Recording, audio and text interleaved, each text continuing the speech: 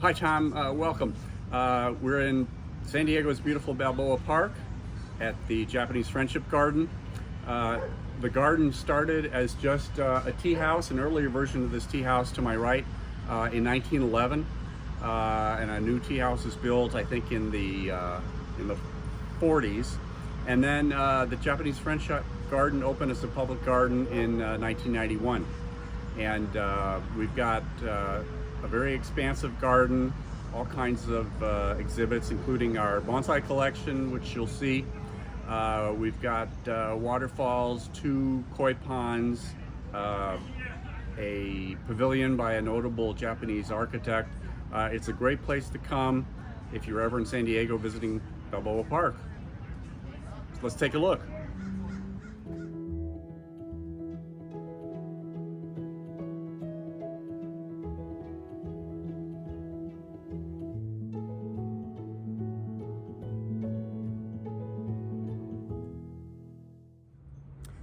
Hi, thanks for coming, Tom.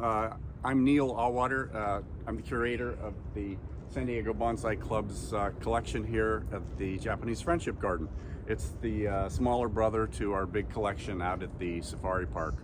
The Japanese Friendship Garden is 11 acres, and the bonsai collection is just a very small part of the garden. It's a great place to visit if you're in San Diego, and a great event and wedding venue. Let me show you around the collection.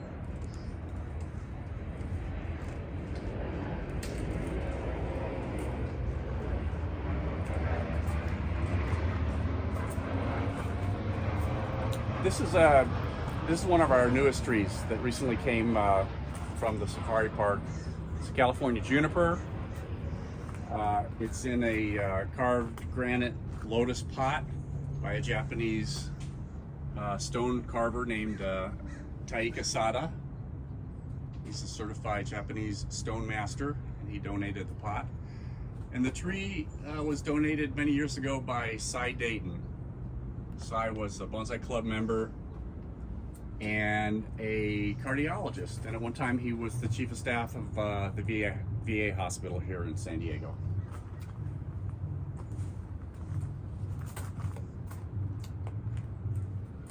We've got a nice olive from San Diego Bonsai Club member Dave Woodall.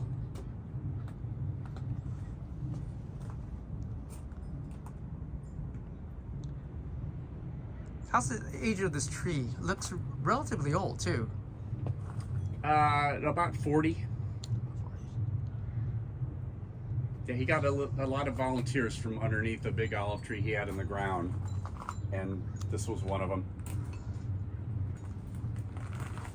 And this raft style prostrata juniper is from Sally Prestel.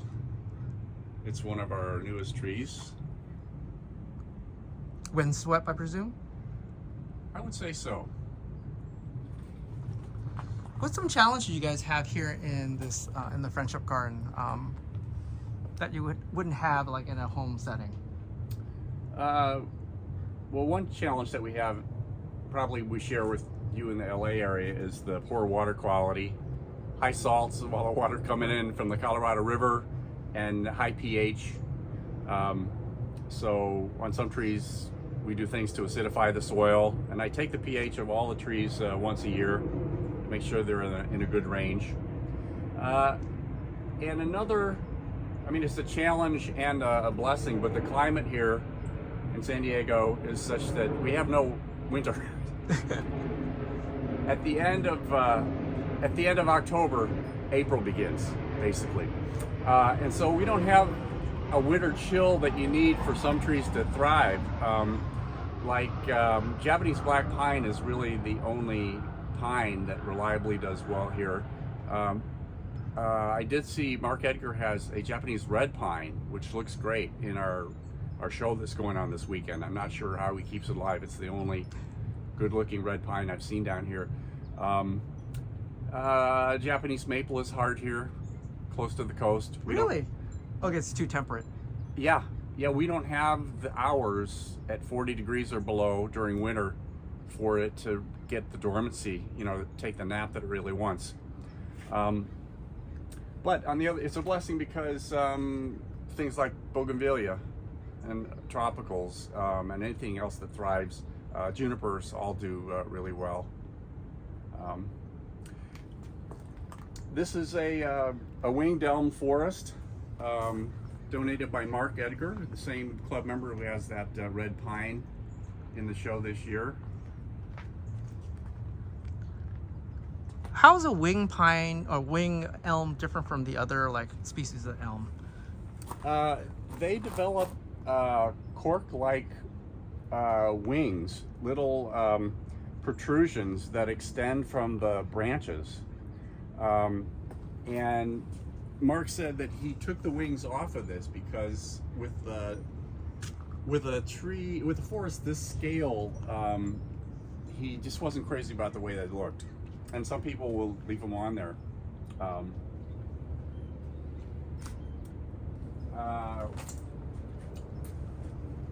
This is a Shimpako juniper donated by Shimazu 7 or 8 years ago.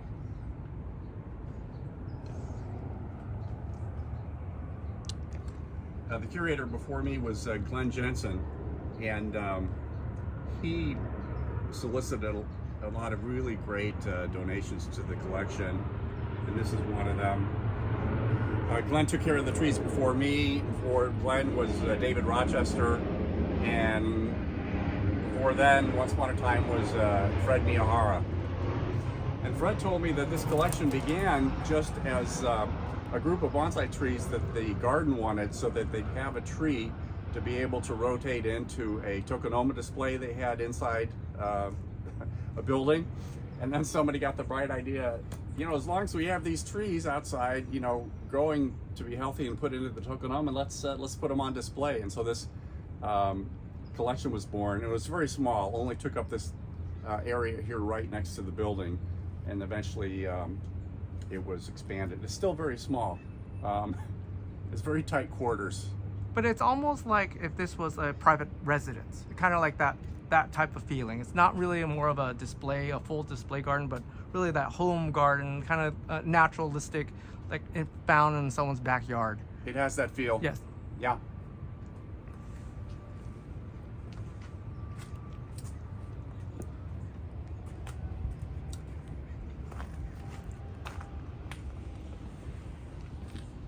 This Japanese black pine was donated many years ago by club member Frank Dixon. And it's kind of the king of the collection. It's really healthy.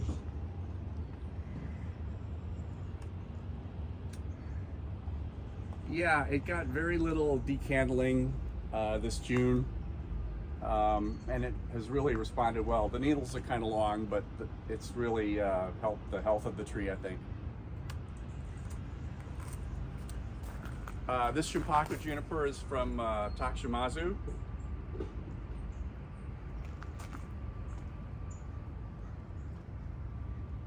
You have to talk about these. No, I'm sorry. This is Masishi. Mashishi, oh yeah, I was about to say the title really quick.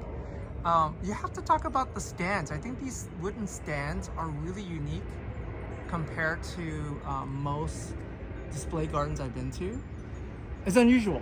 Yeah, I built the stands just to be able to, one, elevate the tree depending on the size and the location to the elevation that I wanted. And also, honestly, for a lot of the trees to be able to have a placard that would travel with the tree. We rotate the trees a lot. We get a lot of shade in the winter from a stand of trees that's here just to the south of the collection, and it kind of puts the front row of the trees in the shade all winter. So we do a lot of rotation to make sure everything gets some time in the sun. And when you do, it's nice to be able to move the tree and just take the placard with it rather than having to unscrew the placard and put it back in every time you move a tree. How do you keep the stands from rotting out? Is it just basic paint maintenance on it? I don't think they will last forever, but they've lasted 6 years and they still look okay. Yeah, they're primed and painted. I think that's a great idea. Seriously, I think that's a great idea. It was cheap. It was a little cheaper than the granite, the real beautiful granite that they have out at the safari park. But I think that's something doable. I think that's something doable at the home garden, having outdoor stand and then plaquing. I think that's a really great idea. Yeah, it's super easy. 6x6s and 2x2s, and you're in business. Yeah, great. With a couple of deck screws. Want us to look at some of the bigger trees out here? Yeah, sure. You want to take a look at this one? Sure. This was donated by Glenn Jensen, who took care of the trees before I did. And Glenn also has a great feminine juniper in the show this weekend. And he bought this pot in Japan just for this tree. And it's a prostrata, but with nice foliage. It has very little juvenile foliage.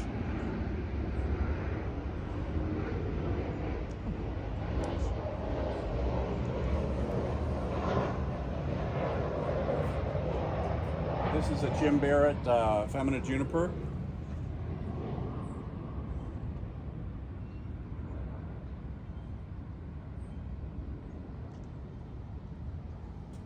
We chose a really shallow, kind of delicate pot to not overpower the tree, which is kind of delicate. How do you keep the deadwood alive? It's really... Lime sulfur. Oh, sorry, really once a year, I presume? Even more, well, at least once a year, but where the deadwood approaches or goes into the soil, more like 4 times a year. Wow. Otherwise, you start losing that. It rots out pretty quick. Yeah, and then you got like a spot of inverse taper at the base. So where it meets the soil, like every 3 months. Wow. This is an Al Nelson scrub oak. Scrub oak is something you don't often see as bonsai. They're kind of cantankerous. What do you mean cantankerous? It's just a little harder to predict how it's going to respond to pruning, wiring. Maybe it's why you don't see very many of them as bonsai. Live oaks are more common. We do have a live oak that Al Nelson donated, and it's in our development area. You have to talk about these sticks or bars I see in some of these trees. It's not really mentioned in a lot of artistry because it's usually temporary. Yeah. But what are these sticks that we see here? They're basically the opposite of a guy wire. You know, where you want to create space between branches as opposed to pulling them together. Using compression. They're using compression to push them apart. Yeah.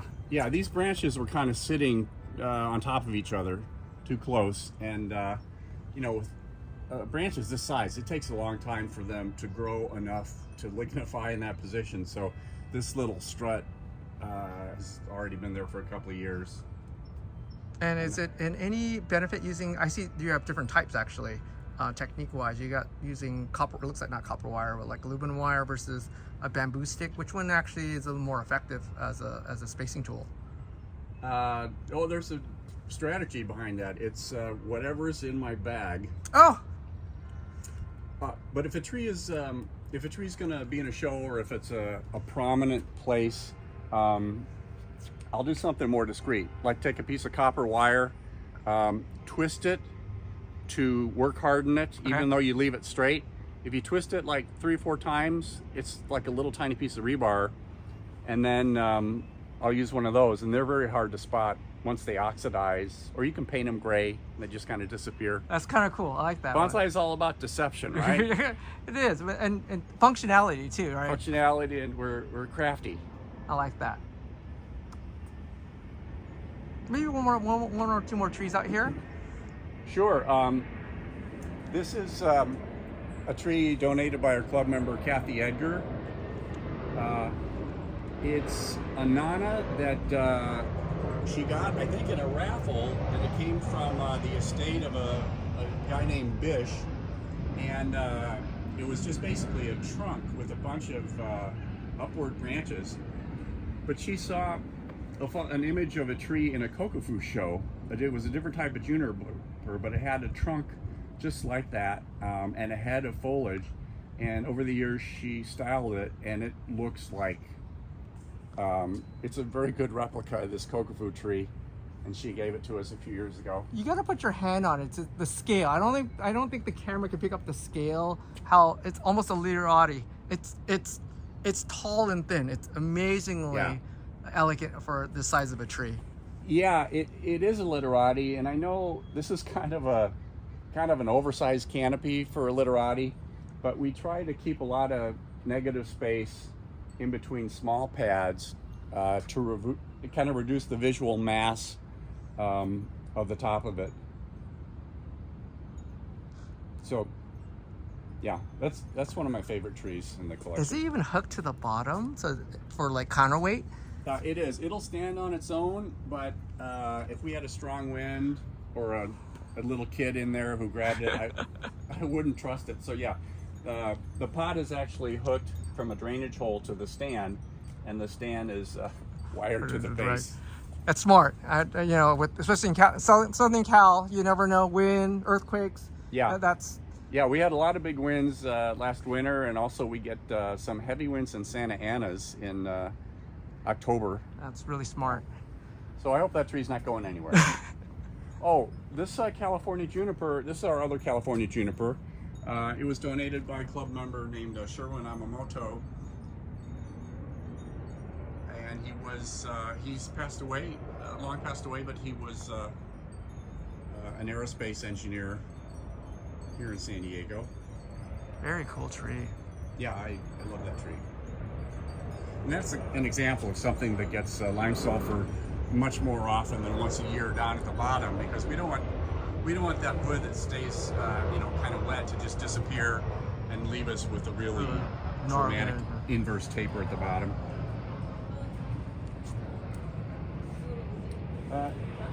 The last one I'll show you, and I'm not sure how well this will show up in the dappled light that we have here, but this is a Larry Regal Femina forest, and to me it reminds me of Goshen, John Naka's tree in the National Arboretum, and I know that Larry studied under John Naka, so this tree has some provenance that can take you all the way back to the father of American bonsai. I didn't know Larry actually made trees this large. This is like the size of Goshen. It's close, yeah. I met him a few years ago while he was alive at a convention, and he said he put it together over the course of 2 days at a Festival of Japan exhibition at Disneyland in the early 80s. Wow. And it's just, it's kind of the showstopper of this collection.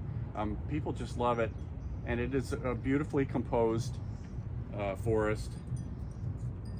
And he said that it's heavy enough that it broke the first pot it was in.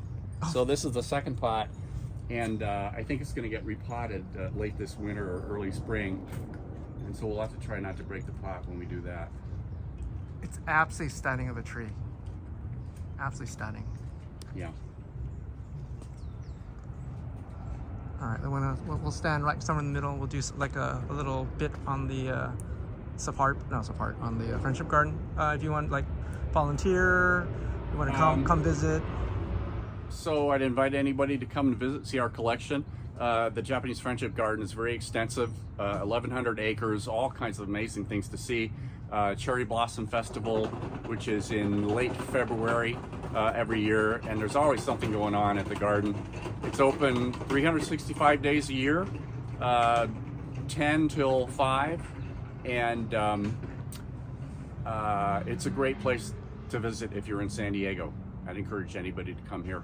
It's mostly in a canyon, so you really don't see the Japanese Friendship Garden as you drive through the park. You just see the tea house at the entrance, which is right by the organ pavilion. But if you come and visit the garden, it'll be well worth your time.